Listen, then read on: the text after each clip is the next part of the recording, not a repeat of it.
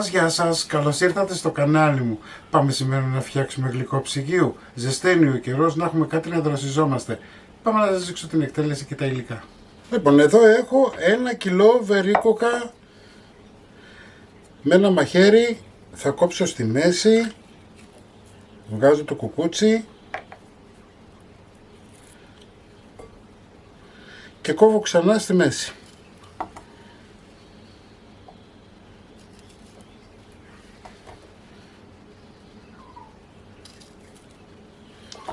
Λοιπόν, στο τηγάνι, σε ένα βαθύ σκεύος, μια κατσαρόλα, ένα τηγάνι, θα βάλω μία κούπα ζάχαρη, μισό ποτηράκι του κρασιού νερό και θα κόψω και όλα τα υπόλοιπά μου βερίκοκα. Έκοψα όλα μου τα βερίκοκα, ανάβω τη φωτιά μου, ανακατεύω λιγάκι και θα αφήσουμε τώρα τα βερίκοκα να ξεκινήσει ο βρασμός. Θα χαμηλώσουμε στο μισό, δηλαδή αν έχετε διαβάθμιση στο 9 θα το βάλετε στο 5, αν έχετε στο 3 θα το βάλετε στο 2 και θα το αφήσετε να βράσει για 5 λεπτά. Ο βρασμός ξεκίνησε, κάνουμε ένα τελευταίο ανακάτεμα. Ωραία. Σκεπάζουμε και χαμηλώνουμε τη φωτιά όπως σας είπα στο 5 για 5 λεπτά. Εδώ έχω 1 λίτρο φυτική κρέμα γάλακτος. Εάν θέλετε μπορείτε να βάλετε και ζωική, αλλά θα προσθέσετε ζάχαρη. Έτσι, η φυτική κρέμα γάλακτος είναι ήδη γλυκιά. Πάμε να τη χτυπήσουμε να γίνει σαντιγί. Η σαντιγί μας είναι έτοιμη.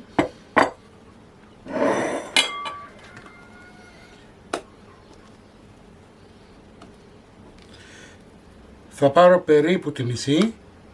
Θα τη βάλω στο ψυγείο, αυτή εδώ, και πάμε να συνεχίσουμε. Εδώ έχω μαρμελάδα. Θα βάλω 1, 2, 3, 4 κουταλιές βερίκοκο. Έτσι, τα έχω στο ψυγείο, οπότε δεν υπάρχει πρόβλημα κανένα. Απλά με κυκλικές κινήσεις ενσωματώνουμε. Αν την έχετε στο ψυγείο θα τη βάλετε έτσι όπως σας έδειξα. Αν δεν την έχετε στο ψυγείο και την φυλάτε εκτός, τότε θα πρέπει να τη βάλετε σταδιακά. Τη βάζουμε και αυτή στο ψυγείο. Θα τα βγάλουμε προσεκτικά.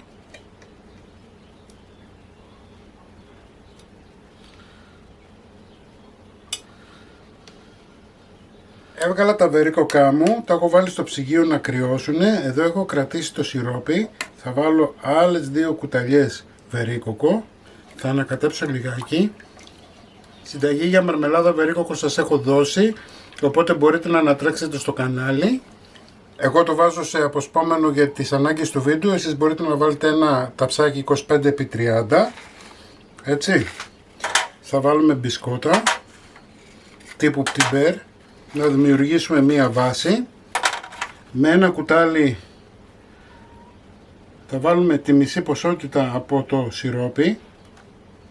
Θα προσθέσω την σαντιγί με τη μαρμελάδα που έχω φτιάξει. Προσεκτικά θα στρώσουμε.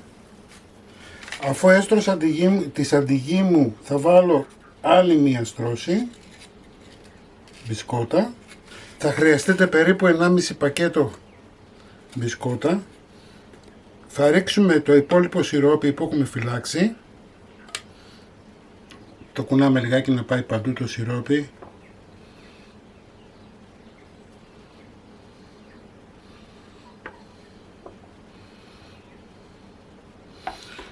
Το αφήνετε 5 λεπτά να ρουφήξουν τα μπισκότα το σιρόπι μας. Θα βάλουμε προσεκτικά την υπόλοιπη σαντιγί από πάνω. Και αφού έστρωσα την σαντιγί μου, θα πάρω βερίκοκο και θα ξεκινήσω να καλύψω την επιφάνεια επάνω.